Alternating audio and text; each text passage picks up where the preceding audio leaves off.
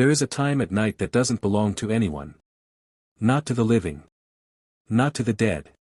Not even to sleep. It sits between dreams and waking, when the world feels thin, like something could tear through it if it pushed hard enough. That time is 2:47 a.m. I didn't know that before this happened. I know it now. The vibration woke me before the sound ever could. My phone was face down on the bedside table. No ringtone. No alert tone. Just a soft, angry shudder against cheap wood, as if it were struggling to breathe. I opened my eyes. The room was darker than it should have been. Not unlit. Heavy. The kind of darkness that presses in, as if the walls have leaned closer while you slept. I checked the time. 2:47 a.m. No notifications. No missed calls. No messages. The phone stopped vibrating. I told myself it was a software glitch. Cheap phones do things like that. I'd read about it. Static electricity. Background processes. Nothing supernatural. That lie lasted exactly 6 seconds. Because then I heard the knock, the first knock. It didn't come from far away. It came from inside the flat. 3 knocks. Slow. Careful. Intentional. Not the sound of someone in a hurry. Not the sound of someone unsure. The sound of someone who knew I was awake. I didn't move. My bedroom door was closed. Always was. I'd lived alone for nearly 2 years, and habits like that don't change. The knock came again. 3 knocks. Same rhythm. Same spacing. My mind raced through explanations, neighbors, plumbing, old buildings making noise, but none of them knocked with knuckles. None of them paused between knocks like they were listening for breath. My chest burned. I realized I was holding air in my lungs like it might give me away. Then the handle turned, the handle that didn't creak. My door doesn't creak. I know because I tested it once, when I first moved in. I don't like noises I can't explain. The hinges were oiled. The handle smooth. That's how I knew something was wrong. Because when the handle turned, it did so silently. No click. No metal complaint. Just movement. Slow. Controlled. Like whoever was on the other side had already practiced opening it without sound. The latch didn't release. Thank God. The handle returned to its original position. And then. A voice. The voice that said my name. Daniel. It wasn't loud. It wasn't threatening. It was intimate. Close. The way someone says your name when they're standing just behind you in a queue. The way lovers say it when they don't need to raise their voice. The problem was simple. I live alone. No one else has a key. And that voice sounded exactly like mine. Same accent. Same tired tone. Same slight rasp I get when I'm half asleep. My skin went cold in a way blankets don't fix. I wanted to scream. I wanted to answer. I did neither. The voice whispered again. Open the door. 2:49, the lie of familiarity. Fear doesn't always come as panic. Sometimes it comes as logic. I told myself it was a dream.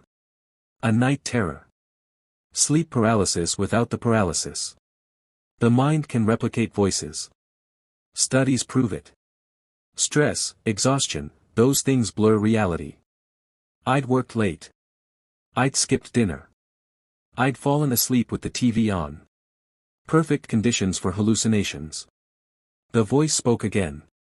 Daniel, you already know me. That's when I knew it wasn't a dream. Because dreams don't wait for permission. They don't pause to let you reason. Whatever was outside that door was patient. Listening, the closet. I turned my eyes, slowly, carefully, toward the wardrobe across the room. The door was open. It hadn't been when I went to sleep. A thin black gap yawned between hanging clothes, deeper than the space should allow. Then I heard it. 3 knocks. From inside the wardrobe, the knocks from the wardrobe stopped. That was worse. Silence returned, but it wasn't empty. It was stretched thin, like fabric pulled too tight.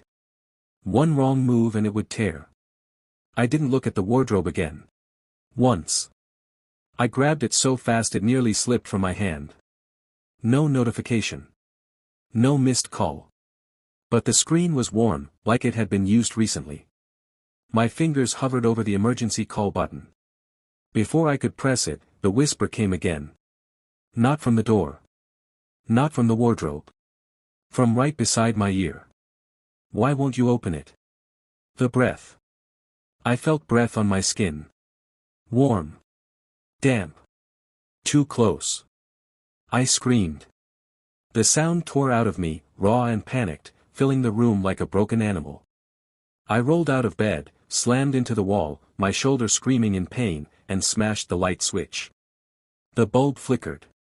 Once. Twice. Then the room filled with light. Nothing was there. The wardrobe stood open, clothes swaying gently, as if someone had just brushed past them. My bedroom door was still closed. Locked. I checked it 3 times. No marks. No scratches. No fingerprints. Just wood, just silence. Just me. 256, calling for help. My hands shook as I dialed the police. The call rang. Once. Twice. Then connected. But instead of a dispatcher, I heard static. Low. Wet. Like breathing through fabric. Hello.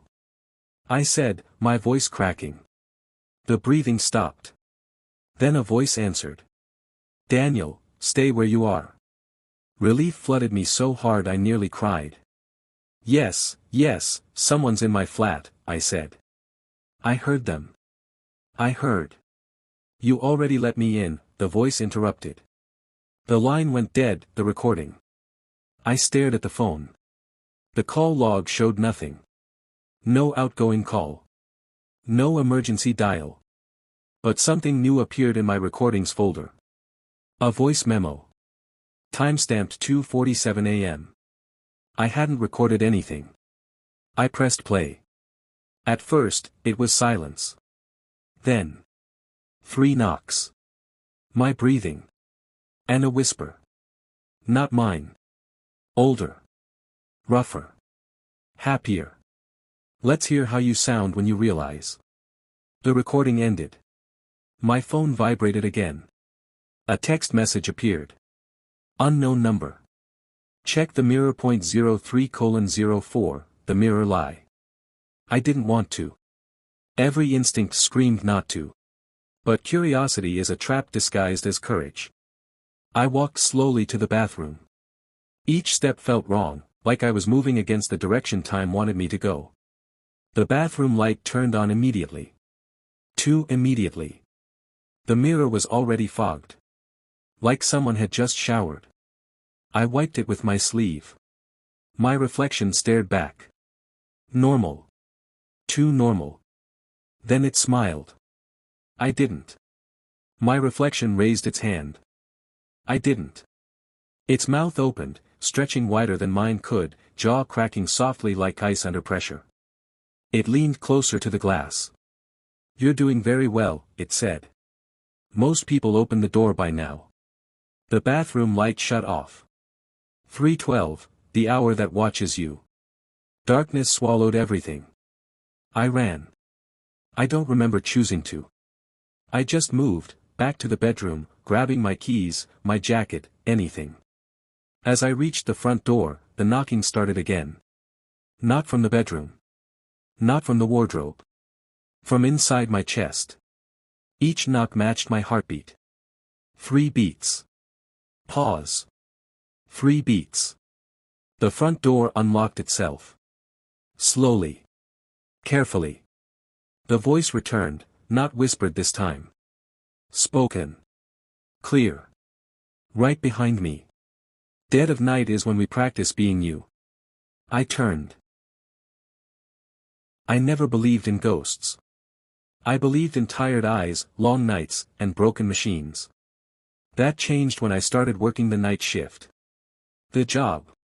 I worked as a night security guard at a small electronics store.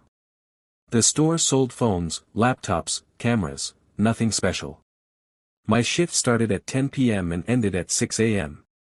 All I had to do was sit at the desk, watch the CCTV screens, make sure nobody broke in. The store had 3 cameras. Front door, back storage, main shop floor. That's what my manager told me. The 4th camera. On my 3rd night, something strange happened. At exactly 3:12 a.m., one screen flashed. Static. Just for 1 second. Then a new camera appeared on the monitor. Camera 4. I stared at it.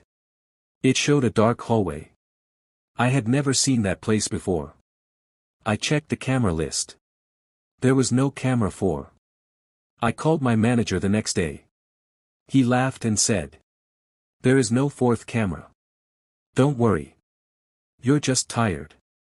I believed him. I shouldn't have. It happens every night. Every night after that, the same thing happened. At 3:12 a.m. Screen flickers. Static appears. Camera 4 turns on. Always the same dark hallway. Empty. Silent. But I felt strange every time I looked at it. Like someone was watching me through the screen, the first movement. One night, something changed. At 3:12 a.m., camera 4 turned on as usual. But this time, something moved. A shadow passed at the end of the hallway. Slow. Careful. I leaned closer to the screen. My heart started beating fast. Then the camera angle changed. It was no longer showing the hallway. It was showing the security desk. My desk. My chair. And me. Seeing myself. I was on the screen. Sitting exactly how I was sitting in real life. Same clothes. Same posture. But my face on the screen was wrong. My eyes were too dark. My mouth wasn't moving, but I could hear breathing from the speakers. Slow breathing. Happy breathing. The version of me on the screen slowly looked up. And smiled. The message. Red text appeared on the screen. Big letters. "You are still here." I jumped back from the desk. The screen went black. All cameras shut off. The lights in the store flickered. Then the power came back. All cameras were normal again. Only 3. No camera 4. The sound behind me. I laughed nervously. I told myself it was stress. I told myself it was a prank. Then I heard a chair move. Behind me. Slowly. I turned around. The chair behind the desk was empty. But it was warm. Like someone had just stood up. The final night. On my last night, I decided to record the screens on my phone. At 3:12 a.m., camera 4 appeared again. This time, it showed the desk.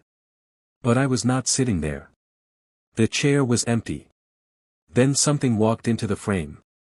Tall. Too thin. It sat in my chair. And looked directly into the camera. The screen filled with text. "You left too late."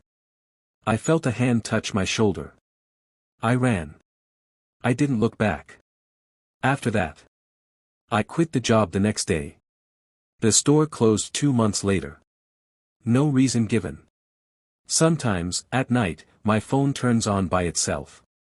At 3:12 a.m. The front camera opens. And I swear. Something is checking if I'm still here. In my village, people believed the night had rules. Most of them were simple. Lock your doors. Turn off your lights. Don't answer unknown calls. But there was one rule everyone followed without question. Never look outside between 4 a.m. and 4:10 a.m. The warning. I first heard about this rule from my grandmother. She was not the type to scare children with stories. She spoke very little, and when she did, people listened. One night, I asked her why everyone closed their windows so tightly before dawn. She looked at me and said only one thing. At that time, the road does not belong to us. I laughed. I was young. I thought it was just an old belief. The night I forgot. Years later, I came back to the village for a short visit. That night, I stayed up late using my phone. At around 3:50 a.m., the battery died. I remembered I had left my charger on the roof. I checked the time. 3:58 a.m. Just 2 minutes. I told myself nothing would happen. I went upstairs quietly and stepped onto the roof. The village was silent. No dogs.